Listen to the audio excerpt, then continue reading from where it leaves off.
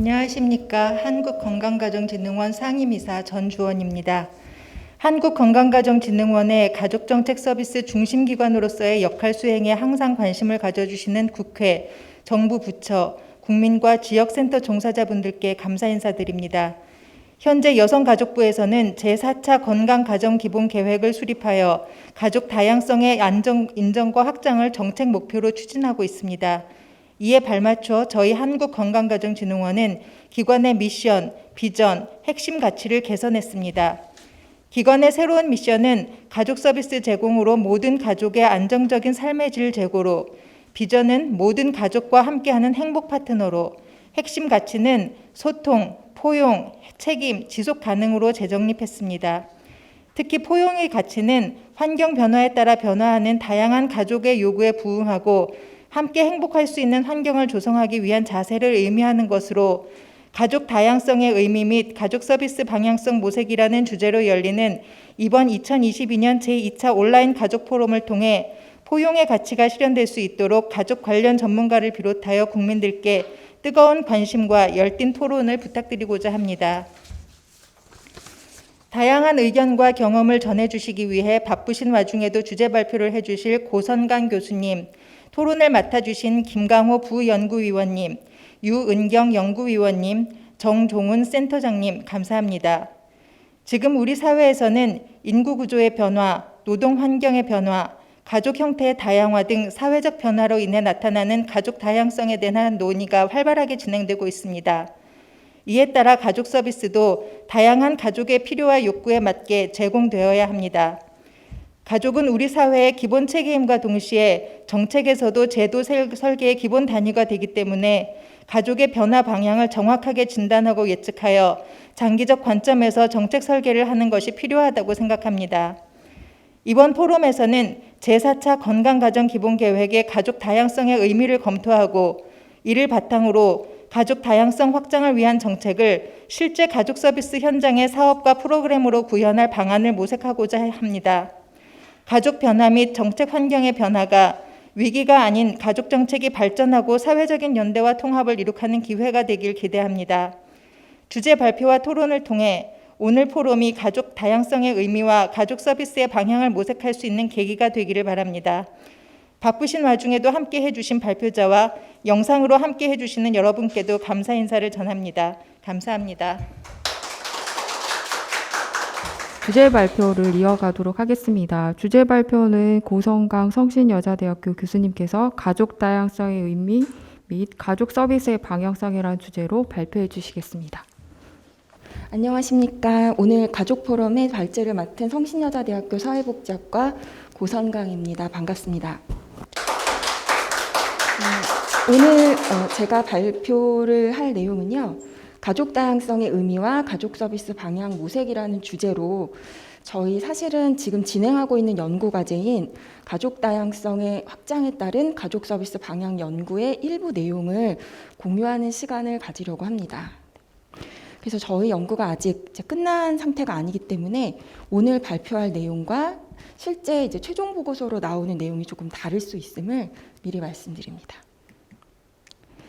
네, 오늘 발표는 이렇게 진행할 예정입니다. 먼저 연구 배경 간단히 말씀을 드리고 두 번째 가족 서비스 실무에서 가족 다양성이라는 내용은 저희 가족센터 중간관리자 대상 설문조사 결과를 공유하려고 하고요.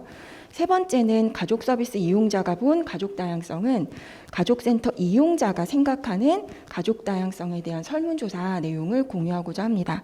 그리고 마지막으로 가족 다양성과 가족 서비스 방향은 사실은 2번, 3번의 결과를 가지고 말씀을 드려야 하는데 2번, 3번에서 보여드리지 못한 부분도 조금 참고를 해서 저희 연구 전체에서 도출한 결과를 보여드리려고 합니다. 연구 배경을 간단히 말씀드리겠습니다. 오늘이 2차 가족 포럼인데요. 지난 1차 가족 포럼에서 변수정 박사님께서 한국 가족의 다양성이란 주제로 이미 발표를 하셨습니다. 그래서 가족 다양성에 대한 부분은 그 발표를 좀 참고하시면 현재 한국 사회 가족이 어떻게 다양화되고 있고 어떤 변화를 겪고 있는지를 아실 수 있을 것 같고요. 저희 연구는 가족 다양성이 이미 한국 사회에서 매우 많이 진행이 되어 왔고 그리고 많은 변화가 있었다는 것을 전제로 해서 가족센터의 가족 서비스를 통해서 제4차 건강가정 기본계획의 정책 목표 중에 하나인 가족 다양성 인정을 어떻게 구현할 수 있을 것인가 하는 그러한 내용을 연구하는 것입니다. 그래서 저희 연구가 어떤 거시적인 가족 정책의 방향을 얘기하기보다는 시군구 가족센터에서 가족 서비스에 어떻게 가족 다양성을 적용할 수 있을지에 대한 그런 구체적인 방안을 제안하는 연구라고 할 수 있겠습니다. 사회 변화와 가족 다양성은 많은 연구들에서 이미 진행이 되어 왔고, 특히 이제 몇 가지만 말씀을 드리자면 보통은 인구 구조의 변화 그리고 가족 구성의 다양성 이런 부분들을 많이 이야기하는데 실제로 가족 구조도 많이 복잡해졌지만 가족이 살아가는 어떤 시간의 흐름도 매우 다양해졌다는 점도 있습니다. 그래서 마지막에 보시면 가족 생활 주기의 순차성이 약화됐다고 얘기를 하는데 과거에는 굉장히 다수의 가족이 매우 비슷한 어떤 생활 주기를 따랐었는데 최근에는 가족 생활이 복잡해지고 가족 구조가 다양해짐에 따라 가족 생활 주기의 순차성도 많이 약화되고 있습니다. 이 부분은 아마 이 포럼을 듣고 계시는 많은 분들이 가족센터의 종사자분들이실 것 같아서 이 부분을 조금 말씀드리고 가려고 합니다. 가족 다양성은 문화 다양성과 같이 우리 사회에 매우 중요한 존중받아야 할 가치이고 또 이것을 존중하고 확장하고 하는 것을 열심히 해야 된다는 것에는 이견이 없을 텐데 저희는 이제 가족 서비스 실무에서 그러면 가족 다양성이 왜 더 중요해졌을까에 대한 부분을 짚고 가려고 합니다. 좀 전에 말씀드린 것처럼 가족 생활이 과거에는 시간에 따라서 매우 유사한 형태로 많은 가족들이 그것을 따랐었는데 최근에는 그렇게 나타나지 않고 있기 때문에 우리가 서비스의 대상인 가족을 이해하는 데 있어서 가족의 필요와 욕구를 파악하는 데 있어서 가족 다양성을 이해하지 못하면 실제 가족들이 필요로 하고 가족들이 요구하는 것들을 제대로 파악할 수 없기 때문에 현재 가족 서비스에서는 가족 다양성이 매우 중요한 키가 될 것이라고 생각을 합니다. 네, 가족 서비스 실무에서 가족 다양성 보도록 하겠습니다. 아까 말씀드린 것처럼 온라인 설문조사 결과를 가지고 저희가 준비를 했는데요.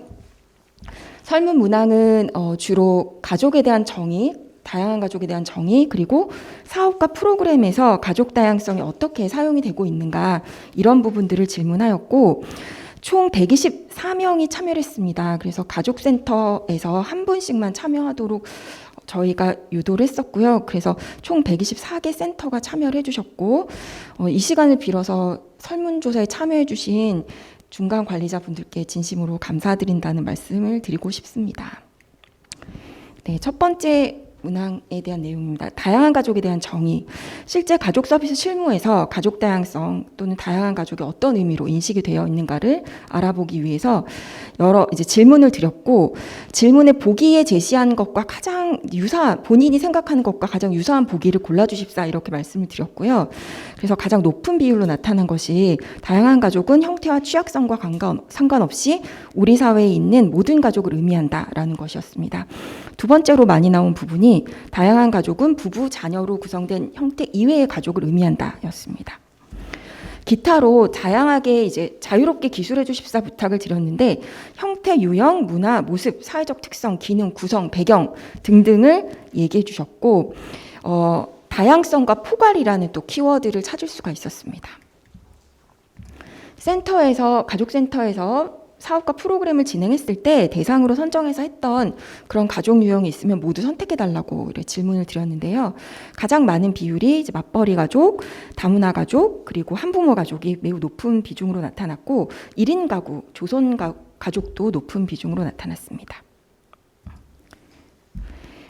무엇이 다양한 가족 프로그램이라고 생각하십니까? 그러니까 다양한 가족을 대상으로 하는 프로그램 또는 가족 다양성과 관련된 프로그램 사업들을 많이 하고 있다라고 말씀을 하셨거든요. 그러면 어떤 프로그램을 다양한 가족과 관련된 프로그램인가라고 질문을 하였을 때 높은 비중으로 나타난 것이 특정 가족 유형을 제목으로 명시한 사업 또는 프로그램, 예를 들면 맞벌이 가족, 부모 교육 프로그램과 같은 그러한 형태였고요. 더 많은 비율이 다문화 가족과 비다문화 가족이 통합 사업 프로그램을 선택해 주셨습니다. 그리고 각 센터에서 이제 다양한 가족 또는 가족 다양성 관련된 사업이나 프로그램을 하고 계신 것이 있으면 구체적으로 사업명을 작성해 주십사 부탁을 드렸고 3개까지 최대 3개까지 작성하실 수 있도록 설문을 하였습니다. 매우 다양한 프로그램과 사업들이 제시가 되었는데요. 그 질문에 연달아서 그렇다면 왜 이 사업과 프로그램을 가족 다양성 관련된 사업이라고 생각하십니까? 라고 질문을 하였고 자유롭게 서술을 하시도록 응답을 유도하였습니다. 그 결과를 이제 정리한 것이 보시는 표와 같습니다. 먼저 특정 가족 유형 안에서 다양성을 찾아보는 그러한 프로그램, 예를 들면 다문화 가정이면서 그 안에서 한부모 가정 이런 식으로 그런 내용이면 다양한 가족 또는 가족 다양성 사업이라고 생각한다라고 응답해 주신 부분이 있었고요. 이것과 연결해서 특정 가족 유형에서 대상을 확장하는 그러한 것. 그래서 시작은 특정 가족 유형인데 거기서 다양성을 찾던가 아니면 대상을 확장하던가 이러한 형태였습니다. 그 다음은 다문화 가족 대상 또는 다문화 가족에 대한 인식 개선 또는 다문화 가족과 비다문화 가족이 함께 참여하는 사업.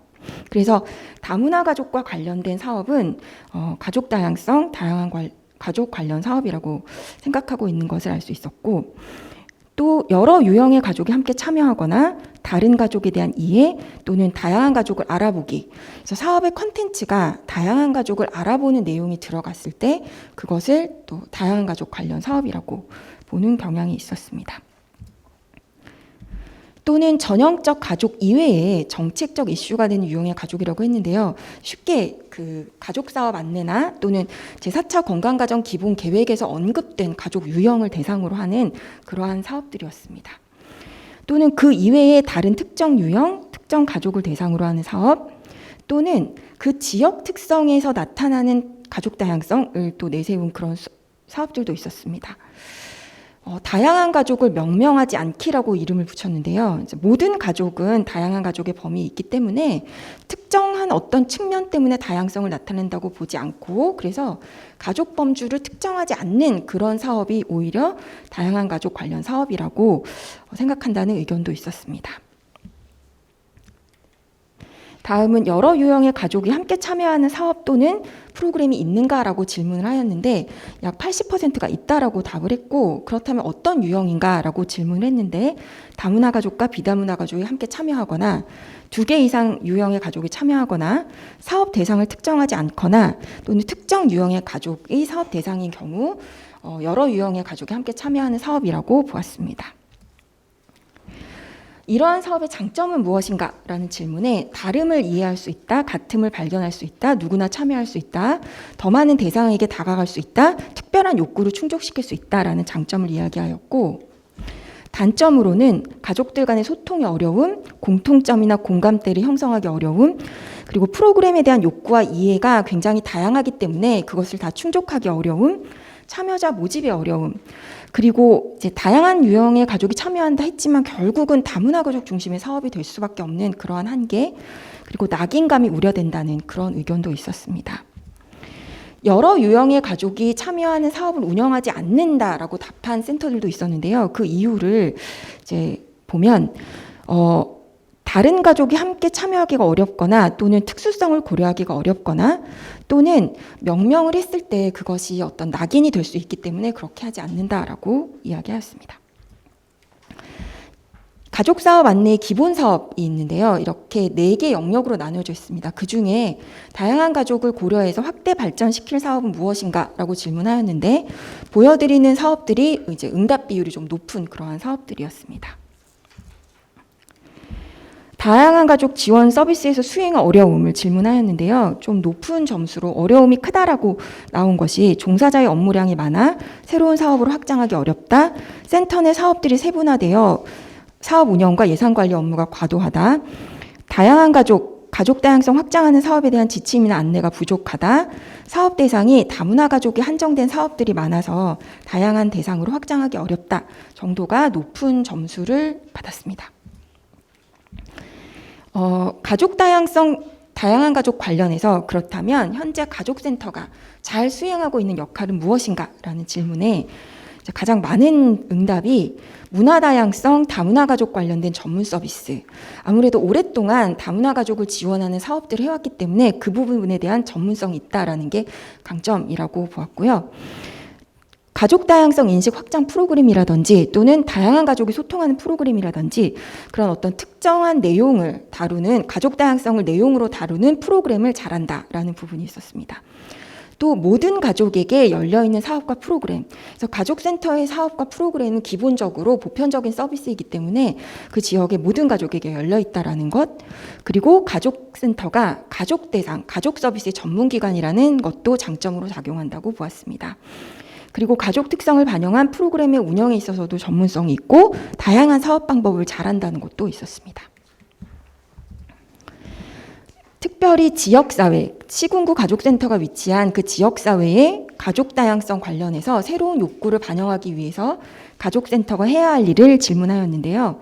새로운 사업 대상의 발굴, 그다음에 가족 다양성을 지역사회에 알리기, 그리고 욕구조사에 대한 부분이 응답이 많았습니다. 정리해보면 가족 서비스 실무에서 다양한 가족에 대한 정의는 가족의 형태와 취약성에 국한된 개념으로는 사용하지 않는 것으로 나타났고 다양한 가족이라 했을 때 기본적으로 모든 가족을 의미하되 어떤 경우는 정형 가족 이외의 가족을 다양한 가족으로 보기도 하고 어떤 경우는 정형 가족을 포함해서 보기도 하였습니다. 그리고 강조했던 점이 가족 구조와 형태뿐만 아니라 가족 기능이 다양하다는 점도 매우 많이 강조가 되고 있었고 이제 다문화 가족에게 적용이 되는 문화 다양성을 넘어서는 어떠한 것이 가족 다양성에 포함된다라는 것을 알 수 있었습니다. 가족 다양성과 다양한 가족 관련 사업이라고 생각하는 이유는 이제 앞에서 살펴봤던 이유들을 정리를 한 것이고요. 프로그램의 장점과 단점도 앞에서 살펴봤는데 장점은 결국 단점과 이제 맞닿는 지점이 있음을 알 수가 있습니다. 그래서 장점으로 다름을 이해할 수 있고 같음을 발견할 수 있지만 다름을 이해하고 같음을 발견하기까지 소통이 매우 어렵고 그것을 발견하는 것이 어렵다라는 것이 또 장점으로 단점으로 이야기가 되었고 누구나 참여할 수 있고 대상의 확장은 좋지만 그렇게 여러 유형이 같이 참여하는 프로그램을 열었을 때 참여자를 모집하는 것 자체가 매우 어렵다. 그리고 대상을 특정하면 특별한 욕구를 충족시킬 수 있는 장점이 있지만 그것이 오히려 낙인감으로 작용할 수도 있다라는 그러한 것을 발견할 수 있었습니다. 2022 그 가족사업 안내 기본 사업 중에서 가족 다양성과 다양한 가족을 고려했을 때 확대 발전시킬 사업으로는 가족센터에서 이미 너무나 많이 잘하고 있는 부부 역할 지원이라든지 또는 부모 역할 지원 이 많은 응답이 있었고요. 그리고 문화사업 관련된 것들이 되게 많았습니다. 네. 그리고 가족 다양성과 그 다양한 가족 관련해서 센터가 잘 수행하고 있는 역할들은 앞서 말씀드렸던 것을 정리해 놓은 것입니다. 다음은 이용자가 본 가족 다양성인데요. 네. 먼저 다양한 형태의 가족이 참여하는 프로그램에 참여 경험이 있는가라고 질문을 했을 때 약 72.5%가 있다라고 답을 하였습니다. 다양한 형태의 가족과 함께했던 프로그램 영역 어떤 것이었는가라는 질문에 가족 문화 프로그램이 가장 많았고 가족 교육, 가족 돌봄 순서로 나타났습니다. 어떤 가족들과 함께 했었는가라는 질문에 다문화 가족이 월등히 많은 비중을 차지했고요. 그 다음에 한부모 가족이었습니다. 그리고 다양한 형태의 가족과 함께했던 프로그램 참여 소감으로 나와 다른 유형의 가족들과 함께해서 매우 좋았다. 또는 다른 참여자의 가족 유형이 무엇인지 별로 상관이 없었다라는 응답이 많았습니다. 프로그램을 참여했을 때 이용자가 느꼈던 좋은 점은 경험과 기회, 교육, 그리고 자녀 교육에 도움이 되었던 것, 그리고 이해와 공감과 소통을 할 수 있었던 것, 그리고 마지막으로 즐거움을 많이 이야기해 주셨습니다. 그러니까 누구와 함께하는 것도 중요하지만 그 내용 자체가 여러 가족이 같이 해서 되게 재밌었다라는 내용이 있었습니다. 불편했던 점을 물어봤는데요. 어색하거나 익숙하지 않거나 이런 점도 있었고 특별히 한부모 가족 아마과 같이 하는 프로그램이었던 것 같은데 자녀가 아버지와 어머니 부재를 더 느끼는 것 같아서 미안한 마음이 들었다라는 내용이 있었습니다. 그래서 다양한 형태의 가족이 함께하는 것을 매우 권장하긴 하지만 그것을 무조건 약간 양적으로 기계적으로 적용하는 것엔 문제가 있겠다라는 그러한 것을 알 수 있는 내용이었습니다. 다양한 형태의 가족과 함께하는 프로그램 참여 의향에 대해서는 이제 참여하고 싶다는 쪽의 응답이 매우 많았고요. 그 이유는 이제 사실 프로그램에 참여하는데 가족의 형태는 큰 상관이 없다라고 생각을 한다. 프로그램 내용이 좋으면 다 할 수 있다. 그리고 그 교류와 소통이라든지 또는 그 내용이 자녀 교육이나 나의 어떤 경험과 이해에 도움이 된다면 좋겠다. 캠페인과 교육 문화 활동 이런 것들에 참여한 경험이 있는가라는 질문에 66%가 있다라고 답을 했고요. 그것이 다양한 가족을 이해하고 포용하는 데 도움이 되었는지 긍정적인 답변이 월등히 많았습니다. 마지막으로 주제별 프로그램 및 서비스 확대 우선순위를 물어봤습니다. 어떤 것들을 예산이 그대로이라면 어떤 것들을 먼저 해줬으면 좋겠냐라고 물어봤을 때 다양한 유형의 가족 욕구별 맞춤형 서비스가 가장 비율이 높았고요. 그 다음으로 공동체 돌봄 서비스, 그 다음으로 교류 소통 프로그램, 마지막으로 이해교육으로 나왔습니다.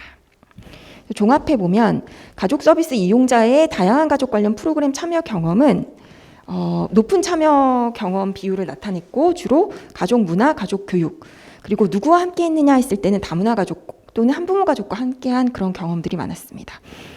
프로그램의 장점과 단점으로는 장점으로는 교류, 소통, 이해, 공감, 하나됨 이런 것들을 얘기했고요. 단점으로는 어색함, 낯선 상황 이런 부분들을 이야기했습니다. 여러 가족이 함께 참여하는 프로그램에 참여하는 이유에서 가족 형태가 그렇게 상관이 없다라는 내용이 있었고 그리고 실질적으로 그 프로그램이 나에게 도움이 되는가가 결국은 프로그램 참여 이후에 가장 큰 부분임을 알 수 있었습니다. 마지막으로 가족 다양성과 가족 서비스 방향 간단하게 재현하도록 하겠습니다.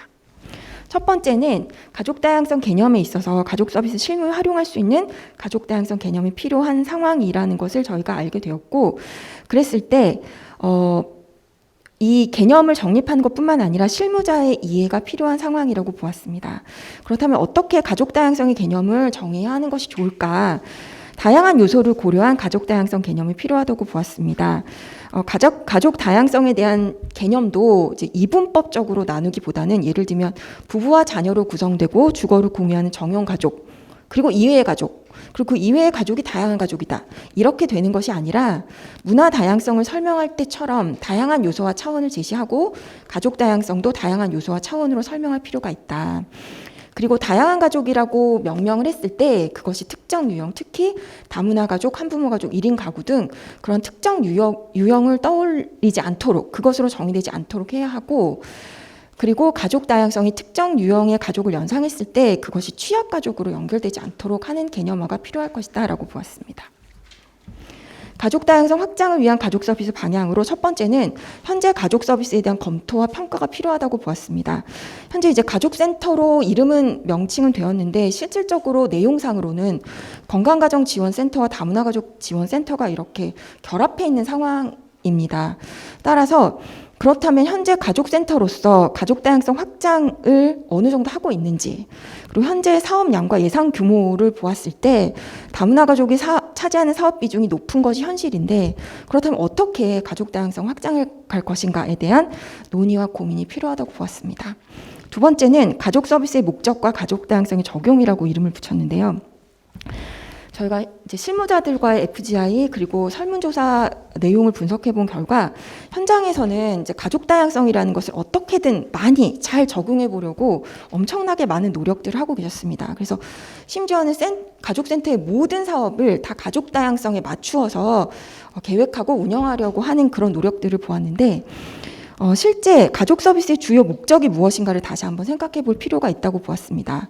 결국 가족 서비스의 주요 목적은 가족 서비스를 통한 가족의 삶의 질 향상, 그리고 가족의 건강성 향상 이런 것인데 가족 다양성의 인정이라는 것이 가족 서비스의 하나의 목적은 될 수 있지만 모든 가족 서비스의 우선적인 목적은 아니다라는 것을 우리가 좀 이해를 하고 그렇다면 가족 서비스 실무에서 어떻게 어디까지 가족 다양성을 적용할 수 있을지에 대한 가이드라인이 필요하다고 보았습니다. 그래서 가족 다양성 적용을 특정 가족, 예를 들면 다문화 가족, 한부모 가족을 위한 서비스에 그리고 그것의 목표와 내용에 한정하는 것은 지양하고 가족 서비스 전달 방식 그리고 가족센터 운영 전반에 가족 다양성의 이해와 존중이 적용될 수 있는 그러한 실무 지침이 필요하다고 보았습니다. 세 번째는 가족센터가 지역사회 가족 다양성 확장 및 구심점 역할을 할 수 있다, 해야 한다. 그리고 앞서서 설문조사에서도 가족센터가 이 부분을 매우 잘할 수 있다라고 스스로 생각하고 있기 때문에 이 부분을 이제 확대하는 것이 필요할 것 같고, 네 번째는 가족 다양성 관련 가족 서비스 실무자 역량 강화 지원 체계 구축이 필요하다고 보았습니다. 결국 가족 다양성이 무엇인지 그것에 대한 가치를 공유하고 이해하고 이것을 적용했을 때 제대로 사업이 될 수 있다고 보았고요. 그렇다면 가족센터의 종사자뿐 아니라 예를 들면 부모교육 강사, 컨설턴트, 상담사 등 전문 인력과 자원봉사자들까지도, 그리고 내외부 관계자 모두 가족 다양성에 대한 이해를 바탕으로 서비스를 제공할 수 있도록 지원 체계가 구축되어야 한다고 보았습니다. 네, 이상입니다. 네, 감사합니다. 안녕하십니까. 좌장을 맡게 된 숙명여대 김홍련입니다. 고성강 교수님께서 발제해 주신 내용 잘 들었습니다. 주제 발표에 대한 토론에 앞서 토론자분들을 소개하겠습니다. 김강호 한국고용정보원 부연구위원님 참석하셨습니다.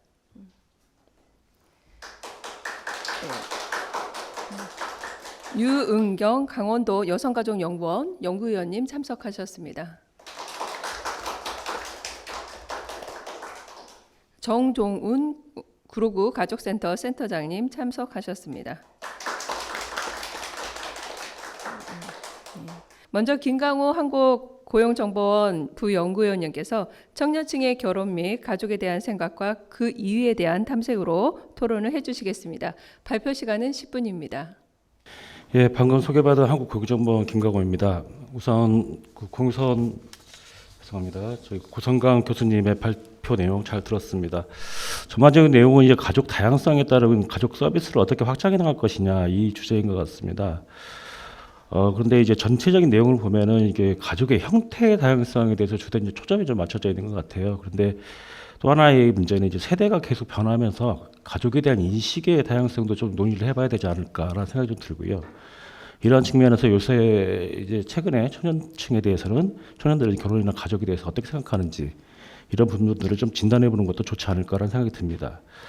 최근에 MZ세대에 대한 내용도 좀 많이 나오고 있는데, 사실 결혼이나 비혼 이 문제에 대해서 논의가 시작된 거는 사실 에코 세대 때부터 이제 좀 나오기 시작했죠. 그러니까 베이비붐 세대의 자녀 세대들인데, 이제 핵가족화, 뭐 이제 여러 가지 이제 변화에 따라서 결혼이라는 생각도 좀 가치관이 바뀌고 이제 그런 부분들이 좀 많이 달라졌는데, 기존에 이제 베이비붐 세대라든가 기성세대 같은 경우는 이제 보통 학교나 부모님에 대한 가치관을 그대로 이제 답습하거나 학습하는 형태더라면, 이제 최근에 이제 청년층은 여러 가지 매체라든가 친구 동료들 이런 여러 가지 원천에서 여러 가지 가치관들을 형성해 나가다 보니까 청년층이라고 해서 동일한 형태의 청년 계층이 아니라 그 안에서도 여러 가지 인식의 다양성이 존재하게 되거든요. 그래서 사실상 청년층에 대해서 여러 가지 결혼을 비롯해서 여러 가지 조사를 하다 보면은 평균화된 수치는 나오긴 하지만 각각의 소속되는 환경이라든가 경험에 따라 가지고 생각하는 부분들이 굉장히 다양합니다. 그래서 사실 청년층에 대해서 어떤 부분에 대해서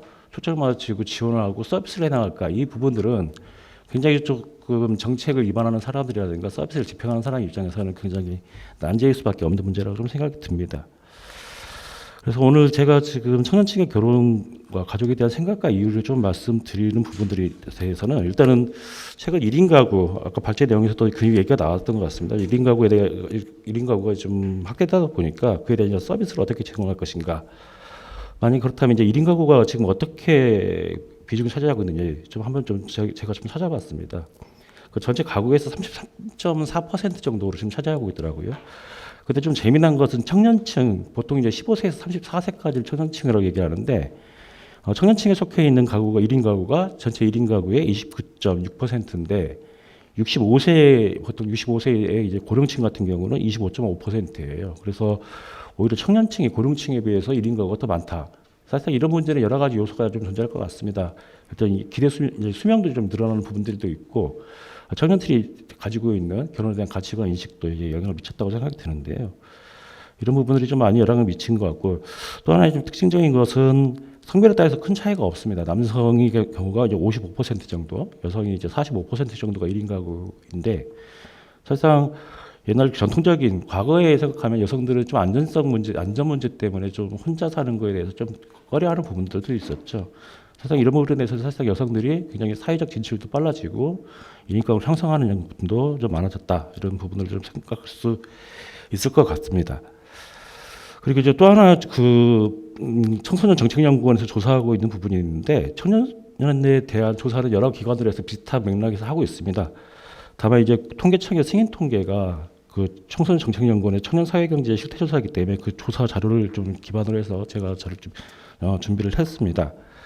청년들이 이제 가족에 대한 개념을 어떻게 생각하느냐 이 부분인데 아직까지는 혈연, 혼인, 입양과 같은 기존의 이제 가족을 형태를 이루는 공동체를 가족으로 본다 이런 것들이 한 65% 좀 대다수를 좀 차지하고 있고요. 그 다음으로 이루는 게 반려동물을 포함한 함께 거주하는 구성원 아니면 이제 정서적 연대를 가진 공동체 이 개념으로 지금 보고 있거든요. 사실상 기존에 전통적으로 저희가 개념적으로 사전적 의미로 생각하는 가족은 그대로 인지하는 부분들이 좀 많고 그 다음으로 가지고 있는 게 유대감을 통한 같이 형성하는 부분들을 가족으로 인정하자 이 부분인데 사실상 이거는 가족에 대한 그 개념을 형성하는 부분에서는 충분한 의미 있는 조사이긴 합니다만 이게 법적으로나 정책적으로서 유대관계를 통한 가족까지를 서비스 대상으로 가질 거냐 이 문제는 조금 고민이 좀 필요할 것 같아요. 이 부분들은 사실상 일반인이 생각하는 것과 그다음에 정책적으로 생각하는 것이 다를 수 있기 때문에 그런 부분들 좀 논의가 좀 필요할 것 같고요. 이게 또 하나 좀 생각해봐야 되는 게 성인이 된다는 거, 뭐 과거 이제 조선시대처럼 이제 결혼을 하고 뭐 상투를 튼다 그러면 이제 성이 된다 이런 개념에서 뭐 과거를 생각한다면 지금은 사실상 성인이 된다는 것이 거의 이제 경제적인 자립 상태를 성인으로 생각하는 경향이 좀 많습니다. 그러니까 첫 일자리를 갖거나 아니면 부모님으로부터 독립할 수 있는 단계가 이제 성인이 됐다라고 인식하는 게 경험이 많고요. 그러면 이런 성인에 대해서 이제 결혼한다, 부모님한테 독립한다, 뭐 자녀를 출산한다 이런 성인의 개념은 사실상 1%가 채 되지, 10%가 채 되지 않는 형태거든요. 그러면 진짜로 그 청년들이 그 결혼에 대한 필요성을 어떻게 느끼고 있느냐 이 부분들을 한번 조사한 것이 동일한 그 조사에서 이루어졌는데요.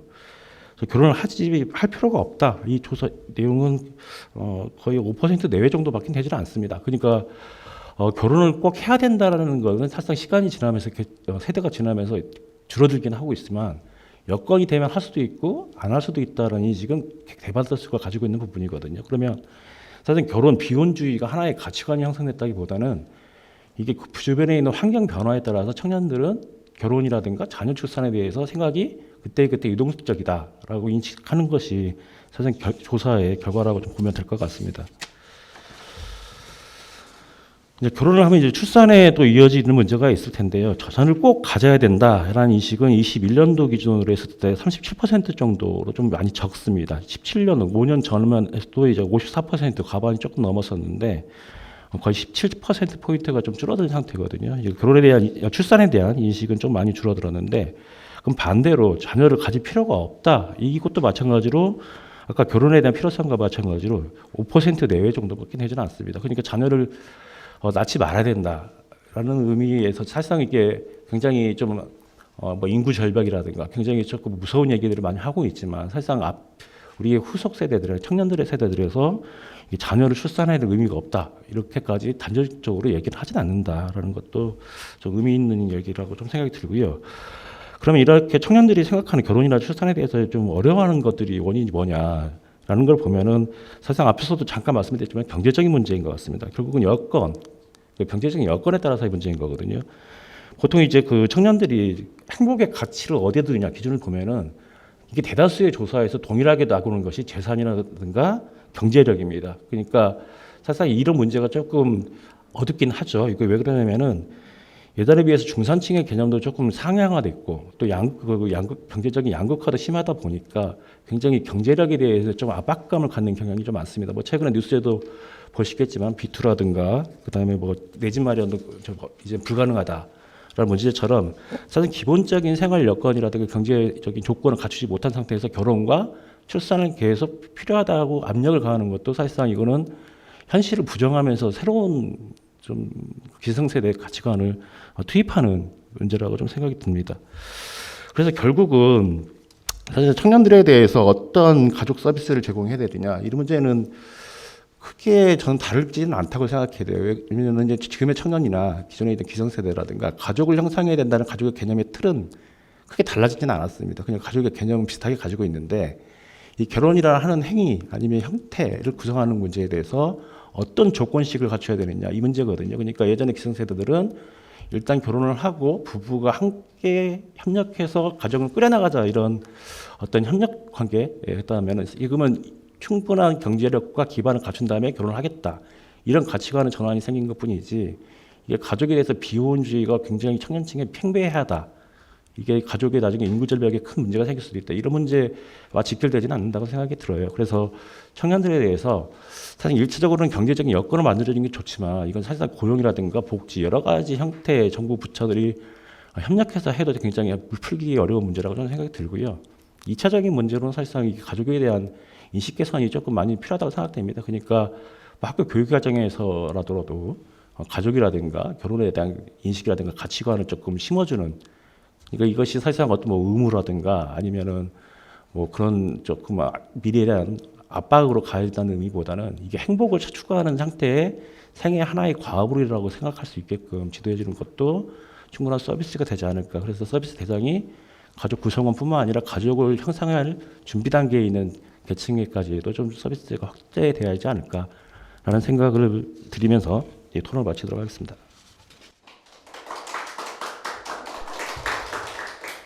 네, 잘 들었습니다. 청년층의 어떤 결혼관과 가족관에 대한 내용으로 토론을 진행해 주셨습니다.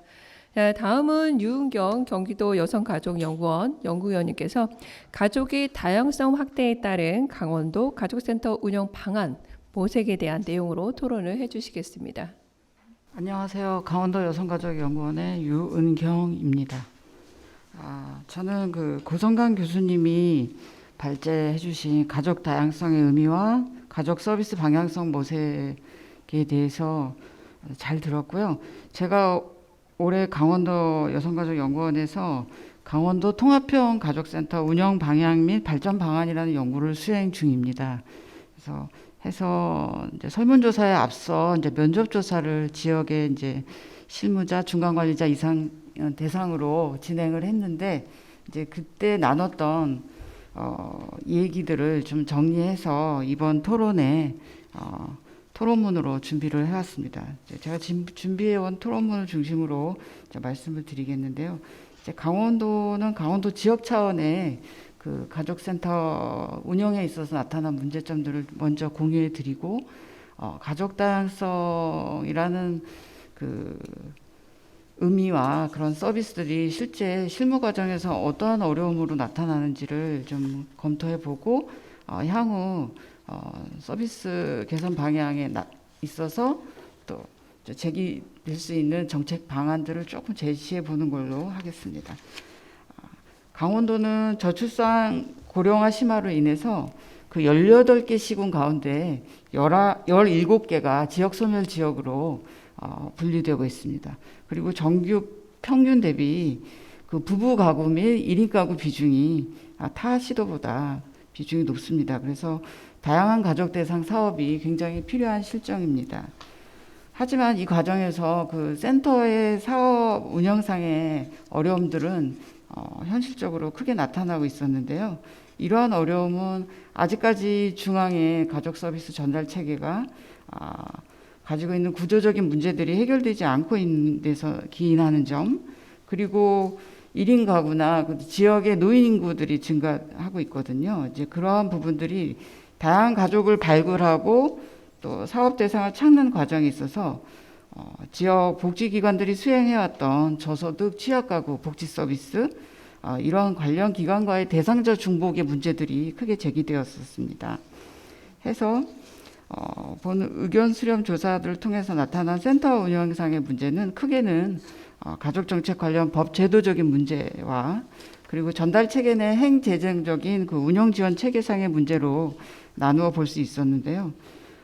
일단 먼저 법 제도적인 문제로 살펴본다면 현재 정부는 가족 다양성을 이제 중요한 가치로서 실현해야 할 정책 의제로서 강조하고 있지만 그 가족 정책 기본법 재개정이 표류하면서 정책이 표방해온 다양한 가족은 아직까지도 현실에서는 한부모, 다문화 가족 등 취약 위기 가족을 대상으로 하는 지원으로 나타났습니다. 해서 가족 내 외부의 변화에 따른 실질적인 가치, 다양성 가치 존중으로 보기는 어려운 실정입니다. 제4차 건강가정 기본계획에서도 사회적 인식의 변화를 반영해서 다양성을 주요 의제로 채택했지만 센터 실무자들이 사업 대상과 범위 확대하는 데 있어서 실제 유형별 가족 지원 정책 범주를 넘어서기 어려운 한계가 있었습니다. 실례로 저희 그 강원도 가족정책 세부 과제에 나타난 그 과제로는 여전히 가정폭력, 위기 및 취약 아동 청소년, 그리고 가족 대상 지원 사업들이 가족 다양성과 관련된 사업으로 가름되고 있고요. 실질적으로 궁극적으로는 지역사회 아동, 노인 돌봄의 공공성 강화 과제가 주요한 그 가족 분야 정책 과제로 명시되고 있는 상황입니다. 저희 그 강원도 가족센터는 2018년부터 전체 센터가 통합형으로 운영되고 있고요.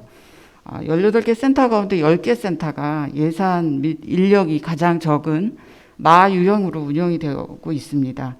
센터 사업은 다 마찬가지겠지만 국도 시군비가 보조가 이루어지는 가운데 그 관계, 돌봄, 생활, 지역 공동체 등 4개의 영역별 공통 사업을 수행하고 있고요. 또 외부 지원이나 공모 사업을 통해서 지역 단위 가족 사업을 활발하게 수행하고 있습니다. 센터 가족 서비스 제공에 나타난 운영상의 문제로 제기된 주요 사항을 3가지로 추려서 말씀드리겠습니다.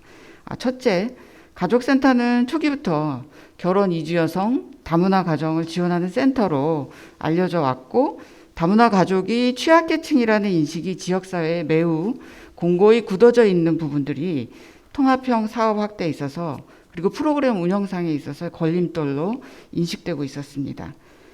특히 그 지속적인 정책 사업인이 내려오고 있고 지역 단위 공모 사업을 하는 데 있어서도 다문화 가족이 우선 지원 대상으로 여기고 있어서 관련 사업 예산하고 사업량이 그대로 유지되거나 확대되고 있는 상황이었습니다. 이러한 문제는 비단 공모 사업을 진행하는 기관뿐만이 아니라 중앙 및 시군 담당자의 경우에도 통합센터에 대한 개념이 정확히 정립되지 않은 채로 가족센터 사업을 다문화 관련 사업으로 지속적으로 확대하고 있는 데서도 큰 별다른 문제의식이 없다는 데서도 찾을 수 있었습니다.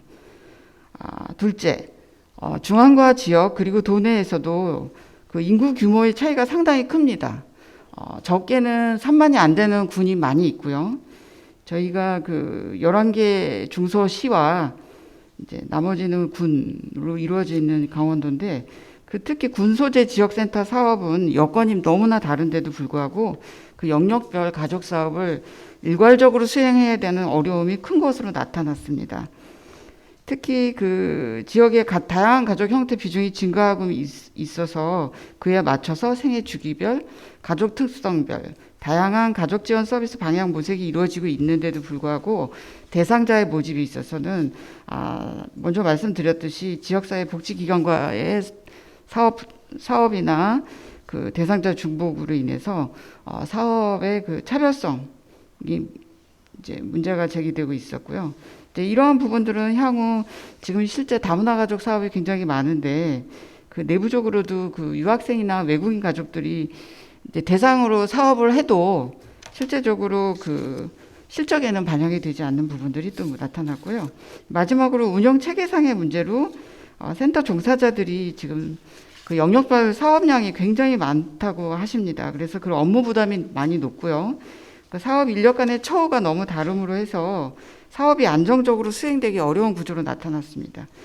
해서 그 업무 운영에 있어서나 노무 관리에 있어서나 직원 간 처우의 형평성 문제 등이 해결되지 않고 지자체에서는 이제 그 인건비 보조를 하는 시군도 있었지만 아직까지는 역부족인 걸로 나타나고요.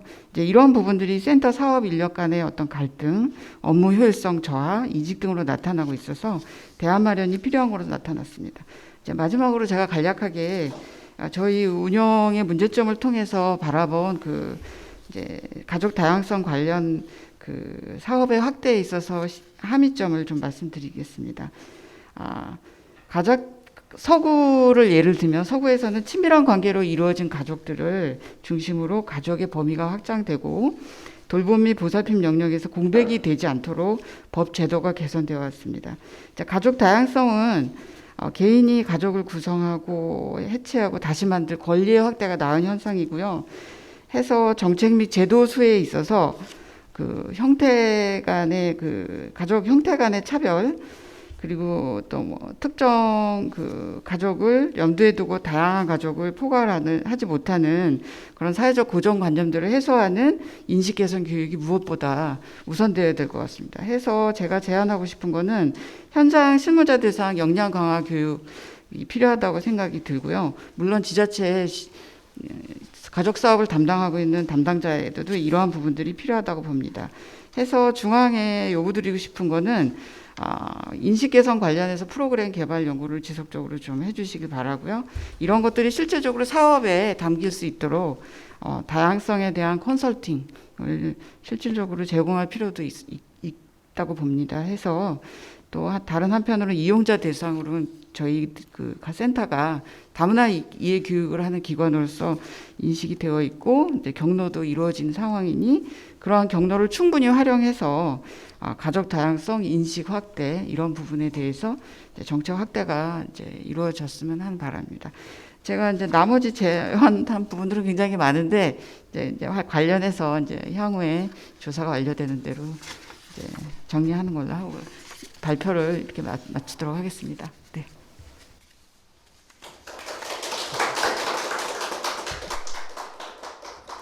네, 시간대를 이제 너무 잘 지켜주셔서 토론회가 이제 원만하게 진행이 되고 있습니다. 네, 유은경 토론자님께서는 가족센터 운영상의 문제점과 어떤 대안들을 지역적인 차원에서 제도적인 부분과 실천적인 부분에서 논의를 해주셨습니다. 벌써 이제 마지막입니다. 예, 우리 정종훈 센터장님 많이 기다리셨죠? 네. 자, 구로구 가족센터 센터장님, 예. 가족 다양성 확장과 가족센터의 정체성에 대해서 또 토론을 이어주시겠습니다. 네, 안녕하세요. 저 구로구 가족센터의 정종훈 센터장입니다. 오늘 그 가족 서비스에 대해서 얘기를 하고 있는데요. 네, 저는 가족 서비스를 수행하고 있는 가족센터의 대표로 오늘 이야기를 하게 되었는데, 아까 고성관 교수님 강의에서도 들었지만 전국 센터가 각각 이해하는 게 다르고 다 방식도 다른데 제가 전체를 대표할 수는 없을 것 같고요. 그냥 구로구 센터를 중심으로 이야기를 한다라고 양해해 주시고 들어주시면 좋겠습니다. 제가 시간 내에 효율적으로 잘 전달하기 위해서 잘 적어왔는데 제가 잘 들리게 또박또박 읽도록 하겠습니다. 네, 먼저 서두에 대한 이렇게 제언 먼저 드리려고 합니다. 가족 서비스 방향을 위한 제언이라고 제목을 붙였는데요. 사회 변화와 더불어 가족은 끊임없이 변해왔다. 가족의 다양한 변화는 가족과 사회의 역동 속에서 가족이 내린 선택이다. 그 선택 안에 각자의 레질리언스가 살아있어서 변화된 모든 가족이 문제를 다 겪지는 않는다.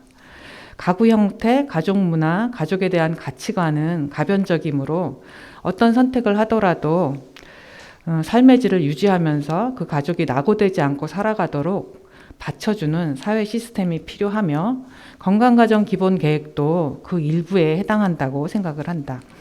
가족 서비스는 거시적인 사회 정책들 사이에 포함된 가족 정책 중에서 미시적인 정책의 일환이다. 민감성을 가지고 가족 서비스를 준비하는 것도 좋지만 가족 다양성에 대한 담론이 형성되고 그것이 깊어져서 다양성에 대한 좀 더 명확하고 구체적인 방향이 제시되어야 가족 서비스가 그 역할을 다할 것이라고 생각한다. 이번 연구가 전국의 가족센터가 갖는 다양성에 대한 인식과 방법을 점검하고 방향을 제시해 주었다는 점에서 매우 기다렸던 결과이다.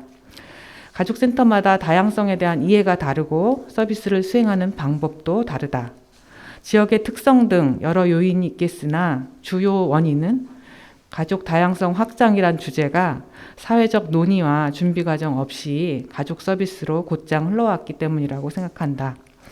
오늘 이 자리에서는 저의 소속센터를 중심으로 현재 진행 중인 가족 서비스가 가족 다양성을 담아내는 과정과 그에 대한 의견을 전하고자 한다.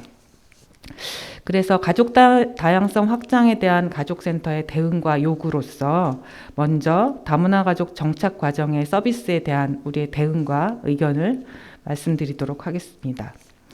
건강가정 지원 사업과 다문화 가족 지원 사업은 다양한 유형의 가족을 대상으로 서비스가 설계되어 다양한 가족을 만나고 서비스를 제공하는 데 매우 적합하다. 가족 상담, 가족 교육, 가족 사례 관리는 기본적인 가족 서비스로 모든 가족을 대상으로 한다. 방문 교육, 한국어 교육, 언어 발달 지원 사업, 통번역 지원 사업 등은 특별히 다문화 가족의 특성과 욕구에 맞춘 서비스로 다문화 가족의 가족과 사회 적응에 되게 유용하게 이용되고 있다. 위와 같은 서비스 제공 방법은 이론적으로도 정리되어 있고 되게 전문화된 사업이기 때문에 다양한 가족 구성원의 문제를 해결하고 그 가족의 기능을 지원하는 데 매우 효과적이다. 서비스를 제공하는 가족센터의 입장에서도 이러한 서비스를 전달하면서 만족감도 있고 되게 발전하고 있다는 자부심도 있다. 그러나 한편 다문화 가족의 장기 정착과 자녀 성장에 맞춰서 생겨난 서비스들은 매뉴얼이 있음에도 불구하고 결혼 이민 여성과 가족의 현실에 맞지 않아서 다양한 시도와 평가를 거친 뒤 지역 특성에 따라서 달리 진행되고 있다. 결혼 이민자 정착 단계별 지원 패키지 사업은 많은 에너지를 투입해 다양한 시도를 거듭하고 있지만 조기에 취업하는 결혼 이민 여성들을 모집하고 진행하는 데 애를 먹고 있고 자녀 성장 지원 사업 또한 매년 새로운 시도를 하고 있다. 다문화 가족과 비다문화 가족의 통합을 목적으로 하는 사업에 대해서도 얘기를 하자면 통합을 목적으로 하는 사업은 지침과 평가 기준에 등장하고 있어서 이를 염두에 두고 사업은 진행하고 있지만 두 다문화 가족과 비다문화 가족 사이에 상황과 욕구가 서로 다르고 언어 수준도 달라서 접점을 찾기가 쉽지 않다. 접촉의 기회를 만드는 이벤트, 언어 사용이 적은 활동형 프로그램 같은 것으로 접점을 만들려고 센터 하고 있지만 이것은 제공자인 센터의 입장이고 이용자의 참여 목적은 사실 프로그램의 내용, 그것이 얼마나 필요한지에 있다. 접촉의 기회를 갖고 서로를 이해하는 것은 부수적인 기대의 효과라고 할 수 있다. 우리 센터도 많은 시행착오를 겪어서 이제 겨우 영유아를 양육하는 엄마들의 통합 자조 모임이 만들어지고 지속된 지 2년 남짓 되었다. 다문화 가족의 변화에 맞춰서 사업을 기획하고 예산과 인력을 지원하는 여성가족부의 의도는 충분히 공감하고 감사하다. 하지만 가족센터 종사자들에게 주제의식을 심어주고 견인하는 효과도 있다. 하지만 계획대로 진행되고 있는지, 다문화 가족의 현실에 맞는지, 다양한 가족에 대한 지원이 되려면 수정할 것은 없는지 이런 것들이 검토되고 또 공유되면 좋겠다. 다음으로는 청소년 부모와 1인 가구에 대한 대응에 대해서 말씀드리겠습니다. 청소년 부모는 올해 사례관리 사업 대상으로 추가되어 있다. 소수이긴 하지만 지역에서 종종 사례관리 사업을 하면서 청소년 부모들이 사례관리를 이용해 왔다. 학업 중이거나 소득이 없는 상태로 자녀를 출산하고 양육해야 하는 과제를 안고 있어서 이들 가족을 지원하는 데 이견이 없으며 가족 서비스를 충분히 활용하여 열심히 지원하고자 한다. 하지만 사례를 발굴하는 데 어려움이 있어서 기관 차원에서 후원금을 사용해서 적극적으로 발굴하고 있다. 4차 건강가정 기본계획에는 다양한 가구로 1인 가구가 포함되었다. 서울시가 먼저 1인 가구 지원 사업을 시작하고 있어서 우리 센터도 운영 중에 있다. 올해 3년 차가 되면서 누구를 대상으로 무엇을 지원할지 이제야 조금 윤곽을 잡았다. 1인 가구는 분거 가구, 예비 가구를 다 포함하고 있고 연령도 계층도 다 포함하고 있어서 대상 범위가 매우 넓다.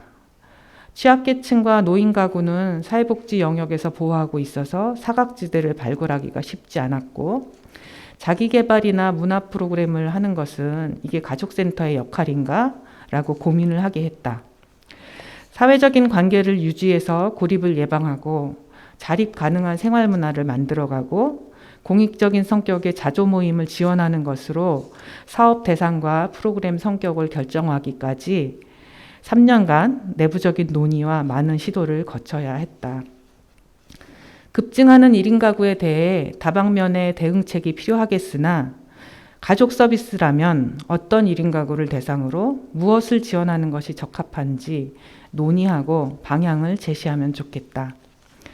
어려움이 예상되는 가구 유형을 정책 대상으로 설정하는 것에 적극 동의한다. 하지만 가족 서비스가 필요한 대상인지 가족센터의 정체성에 맞는 사업이 되려면 어디에 초점을 두어야 하는지 좀 정리가 필요하다. 마무리로 가족 다양성과 가족센터의 정체성에 대해서 말씀드리고자 합니다. 가족 서비스의 질적인 발전이 있어야 다양한 가족의 문제를 해결한다고 생각하고 있는데요. 그 예로 가족 상담 사업은 가족센터를 대표하는 사업 중에 하나이다. 공공기관, 학교, 유관기관이 상담을 꾸준히 의뢰하고 있고 지역의 주민들도 매우 많이 이용하고 있다.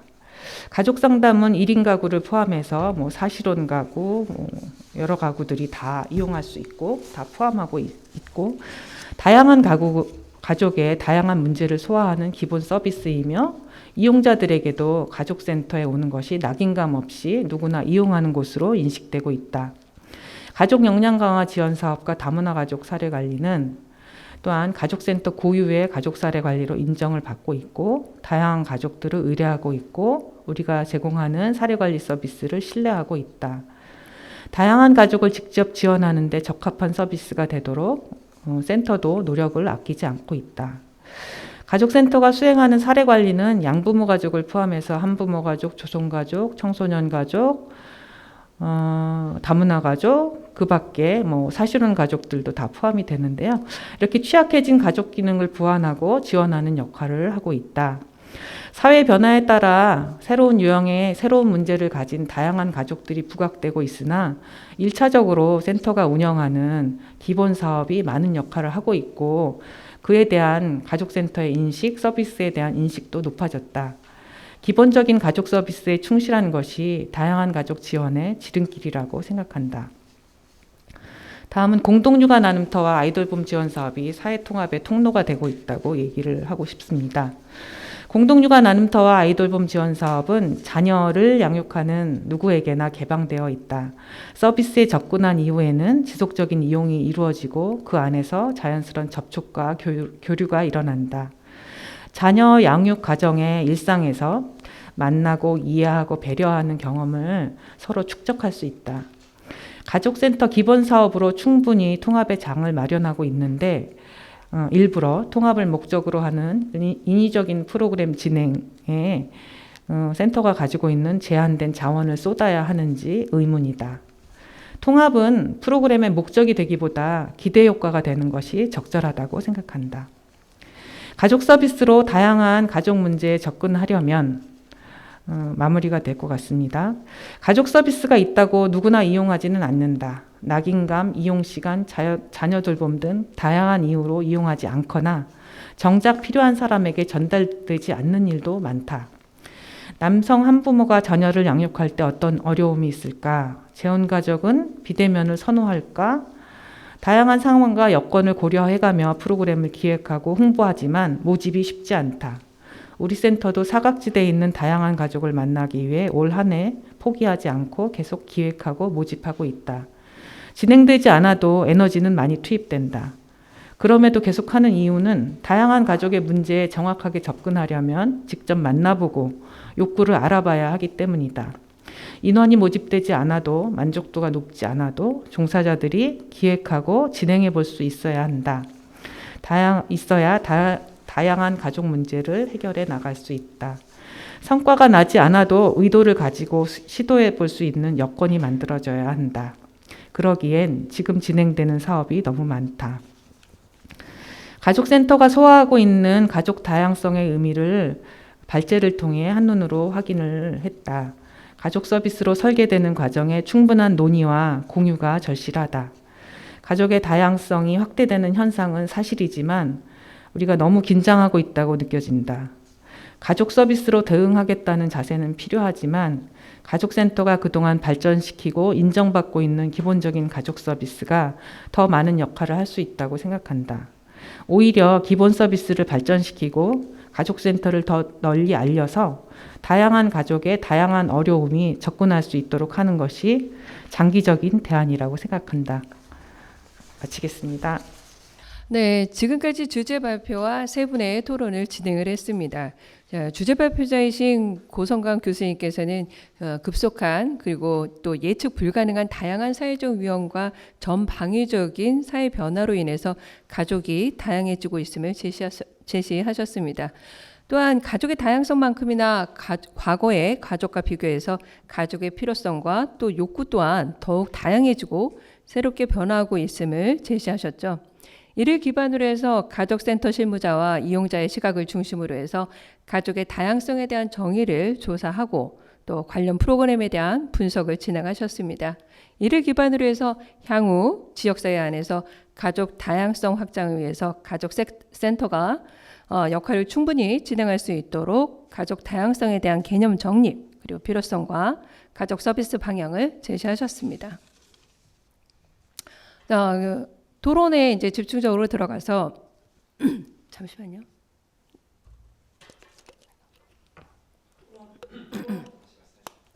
네. 목소리가 갈라져서. 네.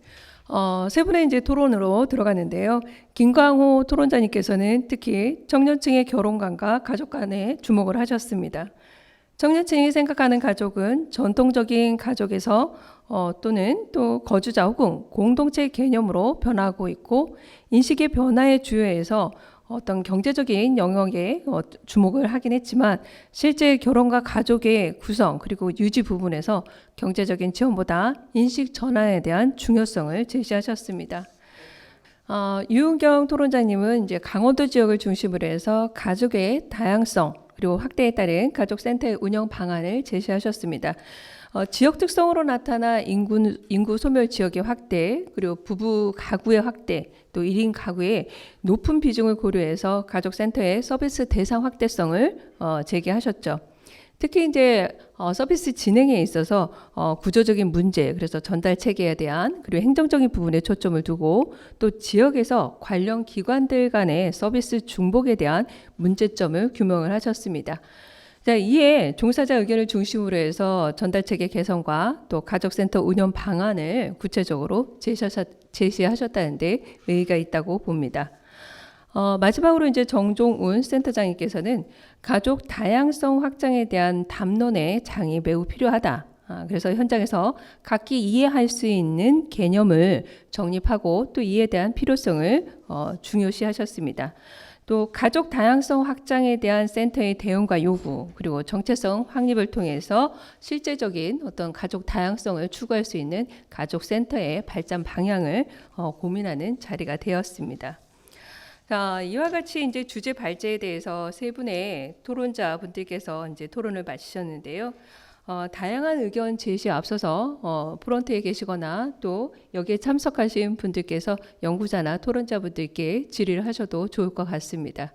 질의사항 있으시면 질의 요청드리겠습니다. 네, 제가 고성강 교수님께 질문 드리겠습니다. 사실은 이제 가족 다양성이라는 게 이제 굉장히 어렵고요. 주로 지금 왜 가족 형태만을 거론하냐 이렇게 말씀하셨는데 가족 형태만 다루기에도 사실은 어려운데 그 외에 가족의 생활 양식이나 뭐 문화나 이런 것까지를 다 고려해서 다양성을 얘기하자고 하면 너무 추상적이고요. 실제로는 가족 형태만 다루기에도 좀 버거운 상황입니다. 발제에서 그 가족의 다양성을 가족 실무에 적용할 수 있도록 개념을 정립하고 실무적인 지침도 마련하시겠다 뭐 이렇게 얘기를 하신 것 같은데 후속으로 어떤 계획을 가지고 계신지 조금 그 이유를 좀 얘기해 주시기 바랍니다. 질문 감사드립니다. 저희 발표에서 제가 가족 다양성이 실무에 적용될 수 있도록 실무 지침이 필요하다고 말씀을 드렸고요. 저희 연구에서 사실은 지침까지는 아니지만 실무에 적용할 수 있는 방안 이런 것들을 이제 마련하고 있기는 합니다. 근데 이제 걱정되는 부분이 센터장님 말씀하셨던 것처럼 가족의 다양성을 형태와 이제 구성의 다양성에 으로 우리는 많이 쓰고 있는데 그것에 집중하다 보면 현재 다양한 가족이라고 얘기되는 가족들이 취약 가족으로 정의가 되고 있고 현장에서 그렇게 의미가 부여되고 있는 상황에서 다양한 가족은 취약 가족이다라는 것을 벗어나기가 어려울 것 같아서 저희는 가족 다양성의 가족의 구조와 형태뿐만 아니라 다른 요소들을 조금 더 고려해서 가족 다양성 자체를 다양하게 볼 수 있도록 그러나 현장에는 조금 정리해서 적용할 수 있도록 하는 그러한 가이드라인을 마련하고 있습니다. 한 가지 이제 고민되는 부분 혹시 이 가이드라인이 현장에서 또 다른 어떤 서류 작업을 강화시키는 것이 되지 않을까 하는 고민이 사실은 되긴 합니다. 그래서 많은 현장에 계신 센터장님들과 이제 그 실무자분들께 저희가 자문을 구해서 진행을 하고 있는데 저희 연구가 나오면 많은 관심 부탁드리겠습니다. 네, 혹시 또 토론과 또 질의에 대한 내용들이 있으시면 추가로 말씀해 주십시오. 네, 오늘 발제하신 고성강 교수님 그 조사 내용이 되게 굉장히 풍부해서 저도 지금 이제 인용을 해야지 될 것 같은데요. 저도 지금 아직 강원도에서 설문조사가 진행 중이라서 궁금한 점이 있어서 좀 여쭙고 싶어서 질의하게 됐습니다. 그 이용자 대상 다문화 그 다양성 관련 사업 참여에 대한 이제 질문들을 여러 가지를 주셨는데 그 대상 가족이 사실 뭐 케이스는 많지는 않지만 일반 가족, 다문화 가족, 어떤 가족 형태 유형의 차이 없이 이제 여쭤본 걸로 제가 이해하면 되는 거죠. 왜냐하면 다문화 가족 같은 경우에는 사실 언어적인 차이나 뭐 이해도에 있어서 저도 이번에 가족 다양성 관련 문항을 구성을 했는데 이것을 어떻게 그분들한테 설명해야 될지가 굉장히 어려웠었습니다. 설문을 구성할 때. 그래서 실질적으로 그 이용자들 가운데 다문화 가족 분들을 대상으로 한 다양성에 대한 인식은 어떠한지 이런 부분도 사실 사업 대상자가 70% 이상인 마당에 그분들을 고려하지 않고 이 관련 사업들을 확대해 나가기는 어렵다고 보거든요. 그래서 그런 부분들을 그 이용자 설문지를 이제 배포하셨을 때 조금 고려하셨는지 좀 그 부분을 좀 여쭙고 싶어서 간략하게 여쭙습니다. 네. 네, 저희가 이용자 대상 설문조사를 구성할 때 박사님 말씀하신 것처럼 정말 저희도 고민이 많았습니다. 그러니까 종사자 대상으로 할 때는 종사자분들은 이미 가족 다양성, 다양한 가족에 대한 많이 들어봤고 사업들도 해보셨기 때문에 이해가 되는데 이용자분들에게 예를 들면 가족 다양성, 다양한 가족 이런 얘기를 하면 무슨 얘기를 하는가 이런 이제 반응이 있어서 실질적으로 어떤 프로그램에 참여했는지 이런 형식으로 물어봤지 뭐 다양한 가족이라든지 가족 다양성이라는 용어를 직접 사용하진 않았고요. 그리고 이제 그 이용자 대상 설문에 저희가 한 20개 정도 20개 넘는 것 같습니다. 굉장히 다양한 유형이라고 하긴 그렇고 예를 들면 뭐 초등학생 자녀가 있는 부부 뭐 가족인지 뭐 할머니랑 같이 사는 가족인지 뭐 등등등 해서 센터에 많은 이용을 하는 그런 유형들을 늘어놓고 어디에 해당하는지 해당하는 가족에 다 체크를 하게 했습니다. 그래서 정확하게 기억은 안 나는데 다문화 가족이 저희 조사에 한 30% 정도 참여한 것으로 저희가 보고요. 그런데 다문화 가족을 위해서 예를 들면 언어라든지 이런 부분을 배려하지는 못했습니다. 그냥 한국어로 된 것을 모두 다 같이 하도록 그렇게 했습니다. 네, 설문 진행 방식에 대해서 이제 구체적인 이제 질의와 이제 다 답변을 주셨습니다. 혹시 답변에 대한 이해가 되셨습니까? 예. 또 마지막으로 혹시 한 분 정도 또 질의하실 수 있으실까요? 네, 없으시면 지금까지 이제 제안된 토론 내용에 대해서 발제자이신 고성강 교수님께서 최종 제안을 해주시는 시간으로 갖겠습니다. 네, 우선 세 분 토론자님들께 정말 감사드립니다. 세 분의 토론을 제가 들으면서 저희 연구가 아직 완료가 되지 않았기 때문에 저희 연구를 이제 결론을 도출하는 데 상당히 많은 도움을 받을 것 같다는 생각을 했고요.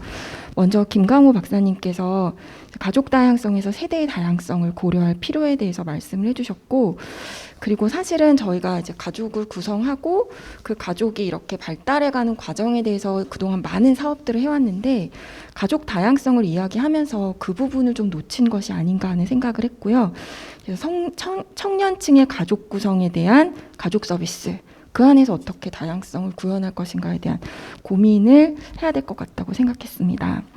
그리고 유은경 박사님께서 강원도 이제 연구에 대해서 말씀해 주셨는데, 제가 이 내용을 들으면서 저희가 진행하고 있는 연구가 제대로 된 방향으로 가고 있구나라는 생각을 하게 되었습니다. 그러니까 저희가 발견했던 부분과 유사한 부분도 많이 발견을 해주셨고, 그리고 저희는 구체적으로 들여다보지 못했던 부분을 매우 구체적으로 말씀을 해주셔서 오늘 토론 내용을 저희가 충분히 많이 반영해서 좀 더 좋은 연구를 할 수 있을 것 같습니다.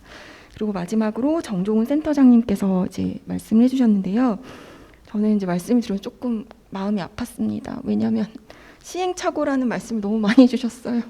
그래서 사실 이제 4차 건강가정 기본계획이 발표된 이후에 개별 센터들이 나름 정말 시행착오를 거치면서 나름 어떻게든 가족 다양성을 이제 적용해 보려고 노력을 했던 부분을 사례를 많이 말씀을 해주셔서 많은 도움이 될 것 같고, 그리고 어떻게 보면은 센터장이 말씀하신 것처럼 사실은 가족 다양성을 구현하는 것은 가족 서비스 현장에 있는 종사자들인데, 종사자들이 이것에 대해서 이해하고 생각하고 논의할 시간을 주지 않고 정책으로 만들어서 그대로 서비스 현장으로 갔다는 그런 아쉬움을 느꼈습니다. 그래서 지금이라도 조금 더디게 가더라도 그 부분을 생각하고 이해하고, 그리고 가족 서비스의 본질이 무엇인지, 그리고 정체성이 무엇인지, 거기에 어떻게 적용할 것인지를 생각할 수 있는 그런 기회, 그런 시간이 되었으면 좋겠습니다. 네, 이상입니다. 네, 고성강 교수님의 이제 연구가 잘 마무리되길 바라며, 우리가 지금까지 논의한 가족의 다양성에 대한 어떤 개념, 그리고 앞으로 또 가족 센터가 나아가야 할 서비스 방향에 대한 충분한 어떤 담론의 장이 되셨길 바랍니다. 자, 이제 어느 정도 이제 우리가 근 2시간 동안 이제 진행이 되고 있습니다. 그래서 이제 마무리 시간입니다. 자, 오늘 이제 가족 다양성의 의미와 또 가족 서비스의 방향성 모색이라는 이제 주제로 전문가분들의 발제와 다양한 토론이 진행되었습니다. 제안해주신 이제 다양한 의견들은 추후 이제 가족 정책과 서비스 진행에 있어서 적극 반영토록 노력하겠습니다. 그럼 이상으로 제2회 온라인 가족 포럼을 모두 마치도록 하겠습니다. 참여해주신 모든 분들께 감사 인사드립니다. 감사합니다.